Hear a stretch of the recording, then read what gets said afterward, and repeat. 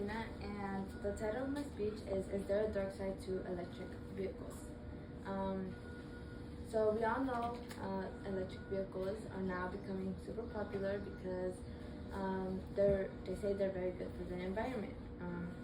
And there are some benefits to owning these electric vehicles.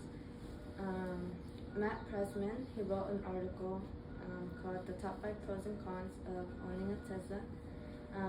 He interviewed a Tesla owner and he asked him what were some pros, and he said that one of the biggest pros is that he does not have to pay the high prices of gas that we do. It only takes around $10 for him to fully charge his car. It also requires less maintenance, so you don't have to do the oil changes and checking the spark plugs and checking the fuel filters. And it has a high advanced self-driving technology, which it's always updating by itself, just like a computer. And there's also cons to owning electric vehicles. One of them is that it can take more than 6 hours to charge. So if the electricity goes out one day, that probably won't be it won't be good for your car because it won't be charged if you have to take it to work the next day. They also have low range, so it has 400 or less miles of range. So if you want to travel far, it's not convenient because it's also really hard to find charging stations for them. So there's also not many repair shops. It takes a high qualified mechanic to be able to fix it, which means it makes it more expensive owning an electric vehicle. So the dark side of owning electric vehicles is that to make a battery for a electric vehicle, it takes around 6 to 12 kilograms of cobalt. So according to the dark side of electric vehicles, exploitative labor practices by Mark Dummett, he says that the Dominican Republic owns more than half of the world's cobalt.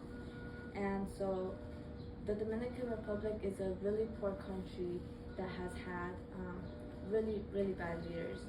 And so it makes it that there's not many jobs for the people living there. And so they work in whatever they can to be able to survive. And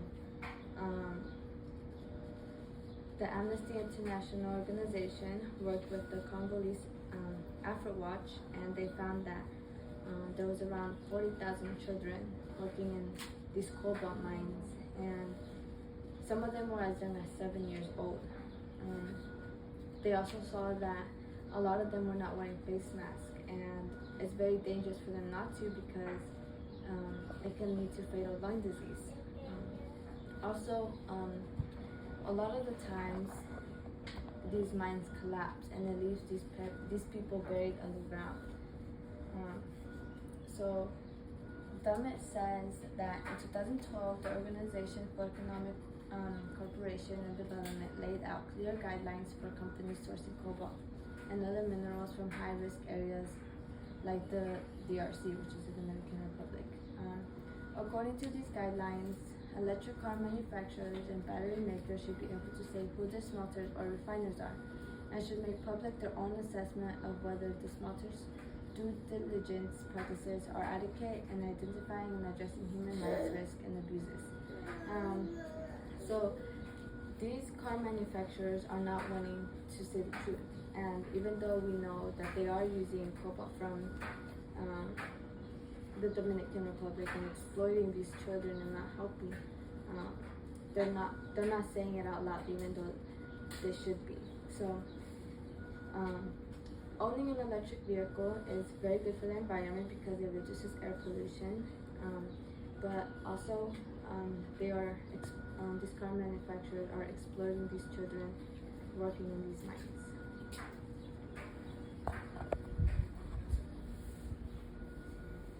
Yeah?